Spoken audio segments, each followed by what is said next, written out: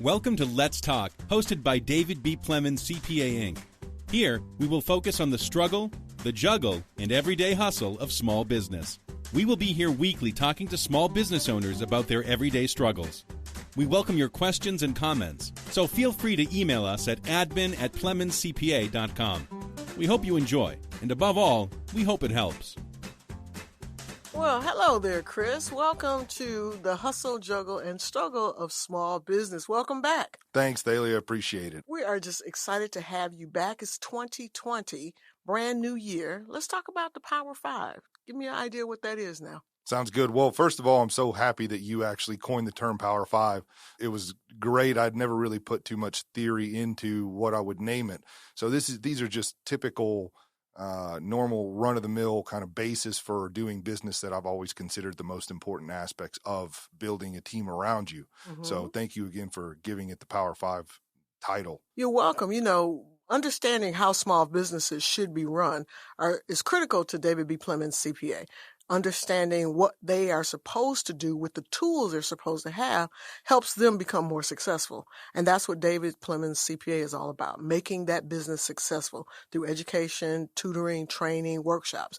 And we're just so glad to have you on board to help us better understand and clarify what those tools are for success. Man, it's difficult. The one thing that I see most prominently is that business owners, when they first start out their business, they get caught in the struggle and the juggle, as you mentioned previously, in working the business and doing whatever that business is, whether it be a contractor or a service-oriented business. Mm-hmm. And before they know it, they have an employee. And then before they know it, that employee's busy and they need to hire another employee. Mm-hmm. And then they got tax season. Then they have payroll taxes. And then they have bookkeeping. And then they have rules and regulations. And then maybe they get a notice that they have a summons to appear in court for some kind of lawsuit, whatever it may be. Oh my! But before they know it, their business has escalated to the point where they didn't really anticipate.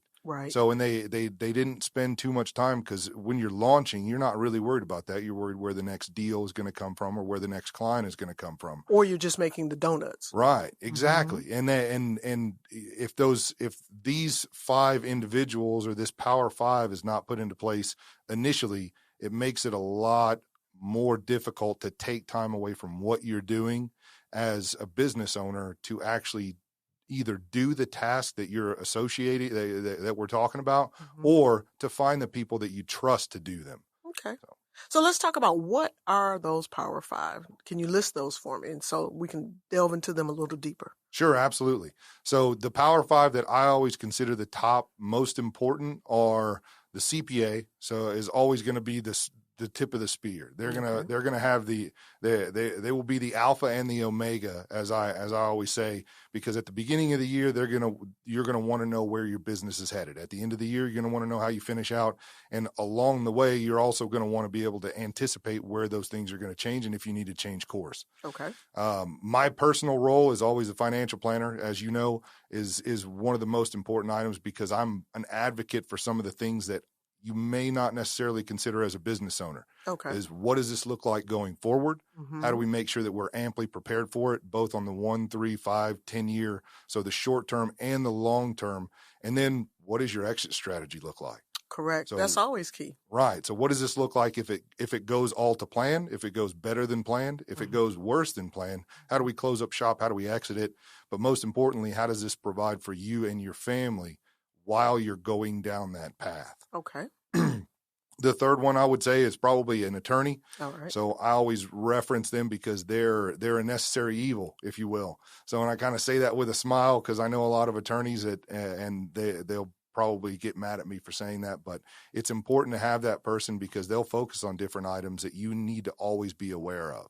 Okay. Is there a specific type of attorney a small business owner should consider over someone else? That's the interesting thing about the Power Five, is that every different business is going to have a different type of Power Five. All right. So just like, and we've used the football analogy in the past, Mm-hmm. every different team is going to have a different star, but at the end of the day, you're going to have those people, and they may have a different specific skill set that really comes into play. Mm-hmm. So if you have let's use a business, for example, if a business is very heavy in contracts. Okay. So let's say that you have a construction business, you're going to want someone who is very familiar with the Texas Real Estate Code. Okay. So somebody who's familiar with the TREC, you might want somebody who's very familiar with mergers and acquisitions. Okay. If you have an international business, you're going to want someone who actually, an attorney that knows that area of expertise. Okay. But for all intents and purposes, you want somebody who's familiar with business law. In other words, you need just an attorney. You got to Correct. have an attorney regardless. You need an attorney, and most attorneys are really good at keeping in contact with different attorneys that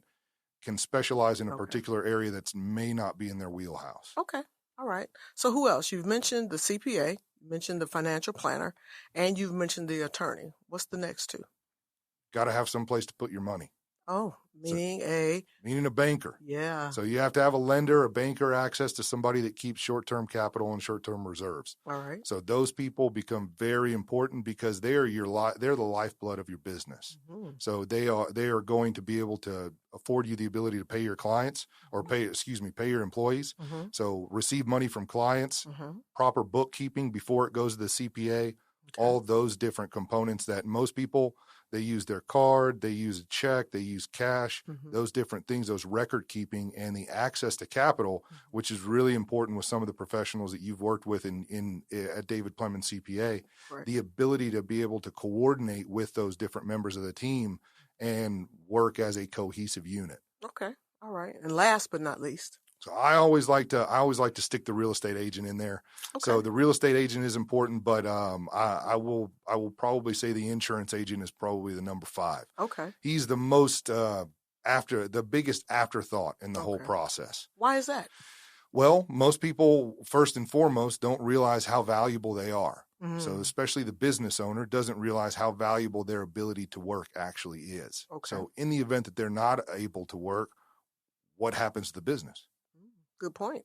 Is there somebody there to fill in? Do you want to be able to compensate somebody? Is there enough revenue generated from the business that the business owner can still pull a paycheck to make sure that they can put food on the table and still pay somebody to come in and fill their shoes? Mm-hmm. At the same time, what happens if the business owner is killed unexpectedly, if he passes away? Right. We've seen that in the news quite a bit of some of the CEOs and the key people in organizations basically die in a plane crash or something like that unexpectedly. Yep, and that term you use, key person, is actually a type of insurance that we focus on. Okay. So my job as a financial planner is to figure out how much of that is needed. Mm-hmm. So and then we take it to an insurance agent, or we use your insurance broker, whoever they are, to be able to facilitate that and make sure that that's protected.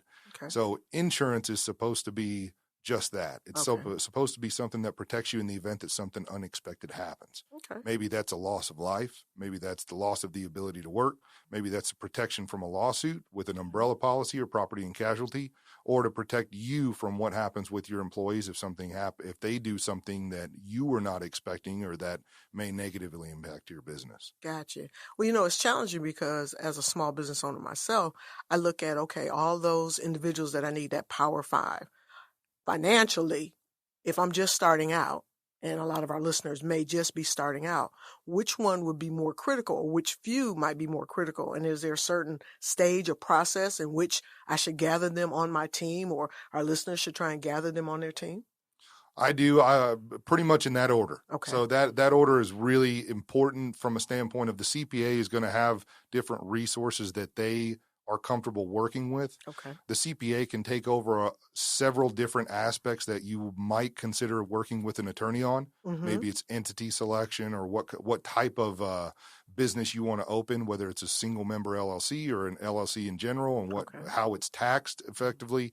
So they'll be able to make those decisions. When it comes down to the time where they're going to be able to hand it off, that person, you can trust that person to be able to hand it off to the proper professional. Okay. So, and then next would be the financial planner, because that is a lot. Those are a lot of different components that you don't necessarily consider that need to be accounted for. Mm-hmm.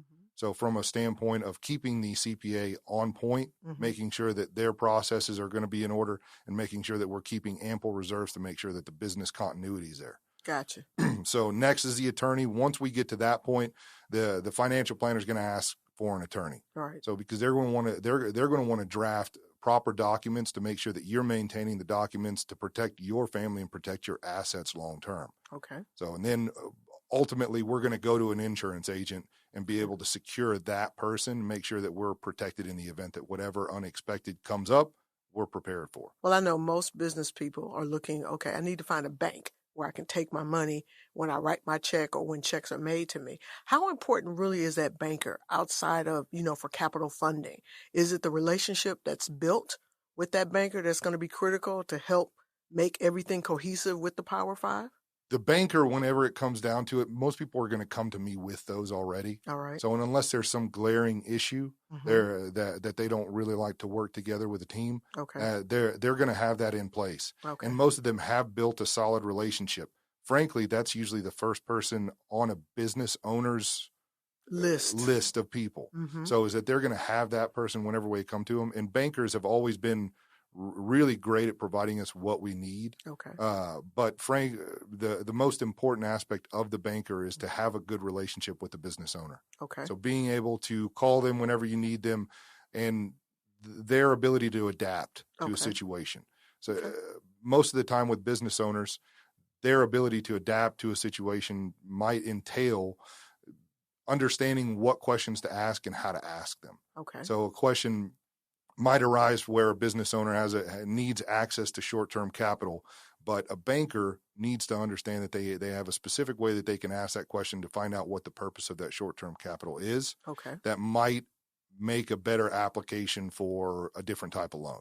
Okay. So I see the big hurdles that I see with lenders most of the time is assigning a business liability to a personal asset. Oh. So we don't want to muddy those waters. I've seen business owners that didn't have a proper banking professional or a lending professional have a loan for their business on their house. Ooh. Right. The last thing you want in the event that something happens with your business is the attachment of a house or a personal asset. Correct. Because if the business doesn't do well, you don't want to be sacrificing your house. True enough. And that comes with that business structure in the beginning of the process, whether you're sole proprietor, LLC, S Corp, C Corp, or whatever.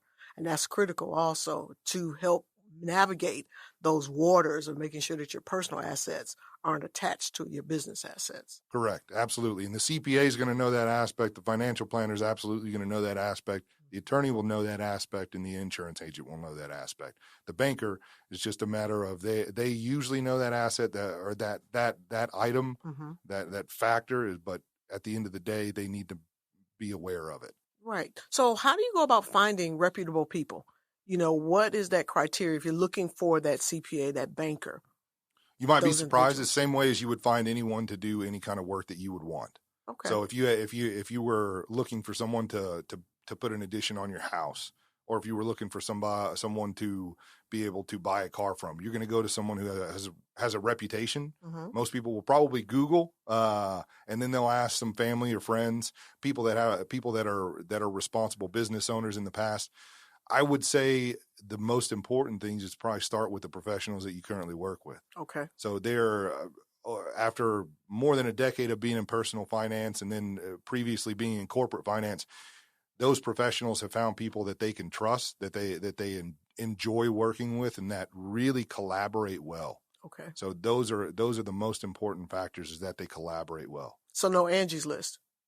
You might be able to use Angie's List. Nothing against Angie's List. I've never used it. I don't want to defame anybody, but I would tell you that most importantly, those professionals, if you find someone on Angie's List and you like them and they are trustworthy and they've done a good job for you in the past, don't go back to Angie's List looking for someone. Okay. Just ask that person that you initially found on Angie's List. You Gotcha. like that diplomatic answer? Yeah, that was good. That was good. Because I think the key is making sure it's someone, you can trust, which is where your CPA comes in, because they usually have a variety of resources that they can pull from based on what they do themselves, but then also making sure that you and that person can click. They understand you. They understand what your vision is, understand where you're trying to go, because you can get someone who has a mindset of, we want to go this way, and this way because your industry goes this way, this way. There may be some credibility in that, but ultimately you're the owner of the business. And if you don't click well with the person that's that part of your Power Five, you have to be able to say, no, we need to go in a different direction. Right. And be able to identify the different times where your vision is not understood. So it may be that one professional wants to go in a specific direction and another professional wants to go in another direction. The ability to collaborate doesn't mean that they're always going to agree, Right. but it means that they can sit at the table that you sit at the head at as a business owner and provide information for you to make an educated decision. Okay. So you should not have to go out as a business owner and research an enormous amount of information that's readily available to you now, and be able to diagnose your issue and be able to propose a solution on your own. Okay. So you should have a group of professionals that should not present you with only one option. They should be able to run the gamut on the different options, give you the advantages and disadvantages, and let you make an educated decision based on your preference as a business owner. Okay. I will see that more often than not, where I will ask a business owner specifically, hey, why did you choose this specific strategy? And they'll say, as opposed to what? And I'll say, not as opposed to anything in particular, just why did you choose it? What was your motivation to choose this? Okay. Well, I was told that this is the way that it's always done. That is probably one of my biggest pet peeves, is I don't like doing anything a specific way because that's the way it's always done. Okay. Because nobody has a situation that is the situation that has always been the situation. True. Nothing is ever identical, because one client has this issue in this industry and another client in the same industry may not have that same issue, but if it's approached the same way, then it can be detrimental to that particular client. Absolutely. So if you have someone that tries to put you in a box, so to speak, and not tailor a particular situation to, or a particular recommendation to your situation, that's a red flag. Okay. So if you have somebody that just, sends you a packet, once you fill out the packet, you don't have any communication with, you never sit down with, you have a relationship that's based on no questions or no communication. Right. Because I think we've all been in the situation where we had to communicate something via text message or email and it was misinterpreted. Totally. Right. So I think that's one of the reasons that I would much prefer to sit across the table from somebody and be able to look at what their facial expressions are, see if they crinkle their forehead and have a question about something in particular. Because I can tell you numerous times I've run into an issue where I've asked a question, received a response, and then had to generate another question on the fly because that answer didn't necessarily jive with what I was trying to get to. Right. So, and you don't get that by paper, and you definitely don't get that by using electronic means. Or I was going to say TurboTax even. So whether it just be email, and I like TurboTax, but whenever you're a small business owner, those questions in there, although very intuitive, are not the same as a person. And I think that's something that's really being lost these days with robo-advisors, electronic tax preparation, different things like that. Got you. And every business is different because the owner is different. And then what they encounter occasionally is different as well. I mean, everyone has to file their taxes regardless. That is the common theme. But your tax preparation, your tax advisement, your liability rather, can be different. Even though you may be in the same landscaping or construction industry or whatever, your liabilities and things can be different. So it's critical to have those Power 5 and then realize, too, that you can't always use TurboTax. You can't always use LegalZoom and things like that. You have to be able to have somebody in place that you can actually bounce ideas off of and talk to in order to be successful. Yeah, I mean, case in point, look at the tax situation. You said everyone has to file taxes, and everyone has to file taxes in a timely manner. But corporations have different tax filing deadlines. Different partnerships have different tax filing deadlines. So you can file your taxes by April, but the businesses have to file them by March or by September, or you can extend till October. Right. So just in, the differences between personal and business, yes, you have 4 different tax filing deadlines that you have to be aware of just in general. Right. So not to mention, you have to make sure that all the different W-4s, W-2s are out in a timely manner. They got to be out by February. Right. 1099's got to be out by, Exactly. So you're dealing with all these different dates and times. So as opposed to doing what maybe a person that we might encounter would do, which is stick Post-its up on every single wall that you own to remind you of particular dates. Why would you not just pay somebody so you can get back to the business of doing your business? Right. So that knows what they're doing. And not to mention, in the last 3 years, we've experienced 2 substantial tax law changes. Correct. So we had the Tax Cut and Jobs Act, and at the end of this year, in 2019, we had the Secure Act that was passed.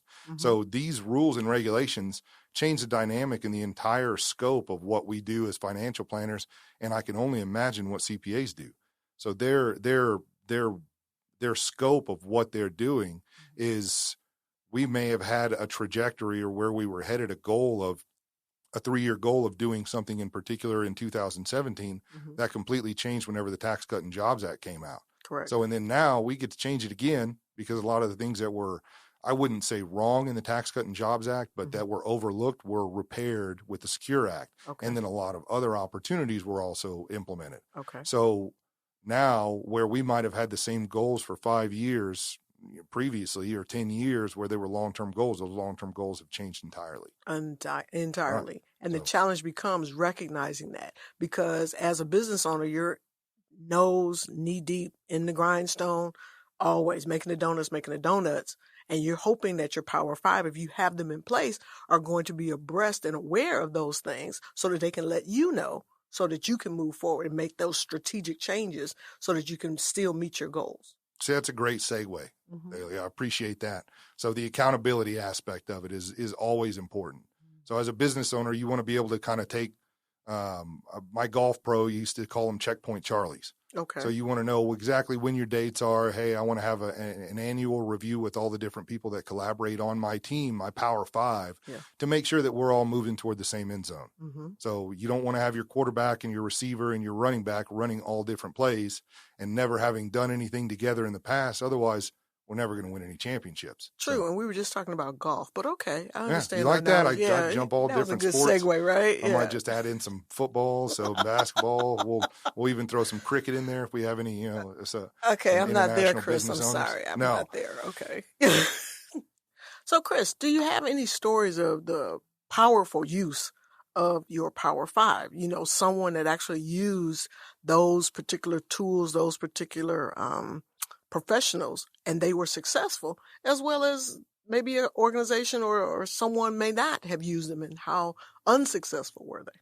Oh, well, always the unsuccessful stories are more interesting, right? So let's start off with a little bit of both. I think one of the most recent experiences was we hosted a class at David Plemons CPA, which is something that David Plemons CPA does all the time. And I received a call. Actually, I had a follow-up call with one of the owners of an auto glass company, and she was nice enough to tell me. She said, "Really appreciate what you did." She said, "Thanks to what you said on the Power 5 series, I actually went out and got an attorney, made sure that I properly structured everything, and when I went to go bid on a larger contract, they asked me specifically for all the documents that the attorney drafted." Wow. So that, in my mind, was the most validating thing that I could ever have. Is she wouldn't have been able to even submit a bid for the project had she not gone to the attorney and specifically asked, and the insurance agent, to make sure that they were bonded, insured, and had a proper entity set up. Excellent. So That's that's a good success story, right? And I'll tell it's still, this one is still a success story, but it's one of my favorites. It's actually about my father-in-law. My father-in-law has been he is a self-proclaimed, Chris, I'm a great worker, but I don't like to spend time on all this stuff. So when I first met his daughter and married my wife Melanie, Steve was running a very, very great sign company. Okay. So, and it was always busy. And I always told him, I said, "Steve, you seem to work a lot. What is the end goal with this business?" Right. Having come from corporate finance, I was kind of watching this business progress, and he had a lot of great people around him. From an employee standpoint, but it didn't look like he had spent as much time with the professional standpoint, the Power 5. All right. So he had a lot of professionals that really didn't collaborate with one another. He had a financial planner that he didn't see very often, had a CPA that he always seemed to get a call on at the end of the year, and they would tell him, "Hey, you need to spend $30,000 on resurfacing your parking lot." Right, December 25th. Right. Yeah. So and we need to spend money or buy a new printer or buy a new truck or whatever it may have been. So that was always a big headache for him. Right. And I remember whenever I first became his financial planner, one of the first things I did was say, "Hey, you really need to make sure that these people are sitting down at the table together and they're all on the same page. Okay. So one of the things that he has moved on to was he's looked at the entity selection on his business. All right. So set up proper rental agreements between a business owner and the real estate owner that he has. Yeah. So he's been able to establish a 401k, save for retirement. His revenue has grown exponentially. Mm-hmm. So, and he's had the ability to be able to account for it. Okay. So, which prior he would have been really in some trouble if anybody would have really looked at his books. Okay. So, but he's done such a phenomenal job at collaborating with all of these people and saying, this is really what I want to do. And as his financial planner, I was blessed because he wanted to, and this is kind of a knock on me, was he wanted to buy this piece of property. Mm-hmm. So he had a great real estate broker and they took care of him really well.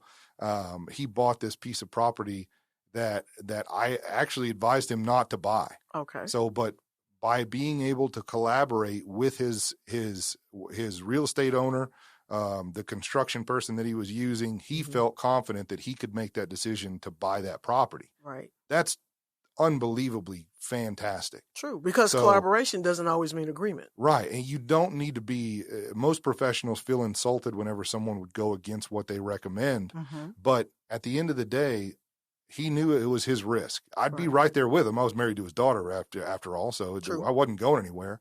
So, but at the same time, he chose to take that leap of faith on that piece of land, and after everything was said and done, he had done the property, dealt with the red tape with the builder, and secured a property that I went back to him and told him after everything was said and done, I said, Steve, regardless of what I told you, I said, this is going to end up being your best investment ever. Excellent. So I said, without a doubt. So Excellent. this piece of property will provide more for his retirement and family than any investment that I recommend, probably. Wow. Yeah. So it was great to see him have a sense of confidence to be able to make those decisions because he had weighed all the options. Mm-hmm. And he didn't do it using Google, and mm-hmm. he didn't do it, just researching these different items, even though he will come to me occasionally with a crazy idea for a stock investment. So, well, the thing is, he was also an established business as well. He had been in business how long at that point before he really took on the Power 5 mindset? 20 years. 20 years. And his revenue has probably grown 150% to 200% every year for the last 8. Wow. That's phenomenal. That's compounding unbelievably. This year, every year he's told me, he said, Chris, I don't think I could add any more revenue. I don't think I could do any more business.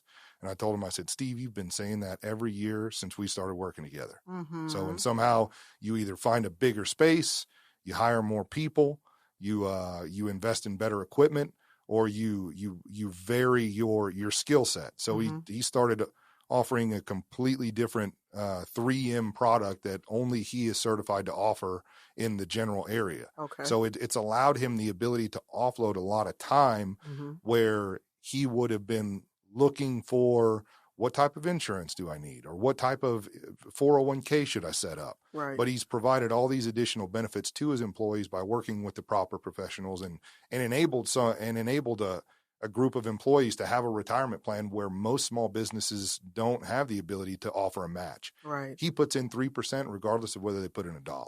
Wow. So when he has all that and he still makes more money than he ever has, mm-hmm. benefits his employees better than he has ever been able to, and is still strengthening his service offering. Correct. So from a standpoint of being able to go get additional training and focus on the things that he wants.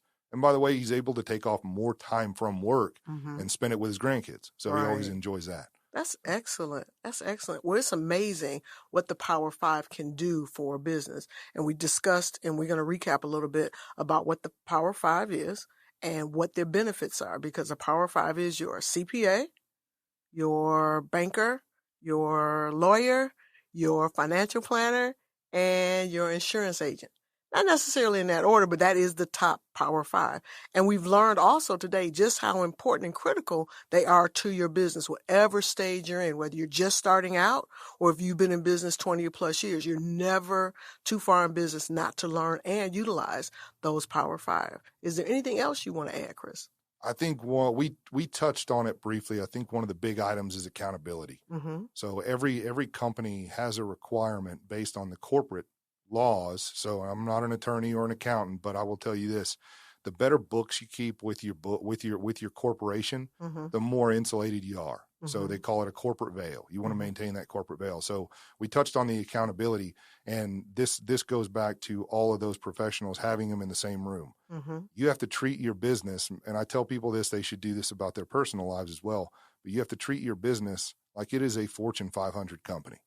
So you are the director, you're the chairman of the board, you're the CEO, whatever you want to call yourself, but at least once a year, you need to sit down at a table and meet with your board of directors who are those professionals. Right. And those can be labeled just the same. Your CPA is your CFO, your COO might be your financial planner, the person looking out for your best interest to make sure that they're all on the same page. Right. And if nothing else, just to be able to document that you sat down with them, that you're completing your due diligence for the year and being able to make decisions on behalf of the corporation and on behalf of the employees.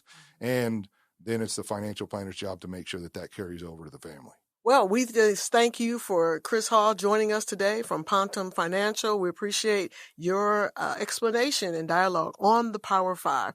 Thank you so much for joining us on Let's Talk, the hustle, juggle, and struggle of small business. Thank you so much, Thalia. I really appreciate your time. So it's always great to spread the word, and I think you've helped me more than I've helped you guys out. But if it benefits your clients at all or anybody listening, I'm more than happy to help. All right, great. Well, you all have a great day, and thanks. Chris Hall is a partner with Pontum Financial and offers securities and investment products and services through Waddell & Reed Incorporated, WRI, member FINRA/SIPC. Pontum Financial is a separate entity from WRI. Waddell & Reed is not affiliated with David C. Plemons, CPA. Waddell & Reed financial advisors are able to offer insurance products through arrangements Waddell & Reed has made with outside insurance companies. The information presented on this podcast is solely for informational purposes and is not to be construed as an offer to sell or the solicitation of an offer to buy any financial product or service mentioned. Any opinions expressed are those of Chris Hall and are subject to change based on market and other conditions. For more detailed information regarding any of the topics discussed on today's podcast, please call 210-625-4845 or visit pontumfinancial.com. Waddell & Reed does not offer tax or legal advice. Please consult with a professional prior to making any financial decisions. Thank you for joining us on Let's Talk, hosted by David B Plemons, CPA, Inc. We want to thank our guest, Chris Hall, for his insights into the supporting cast every business should have. For more information about any of our guests, or if you have questions and comments, please email us at admin@PlemonsCPA.com. And don't forget to check out our website, PlemonsCPA.com, for upcoming events and workshops in San Antonio.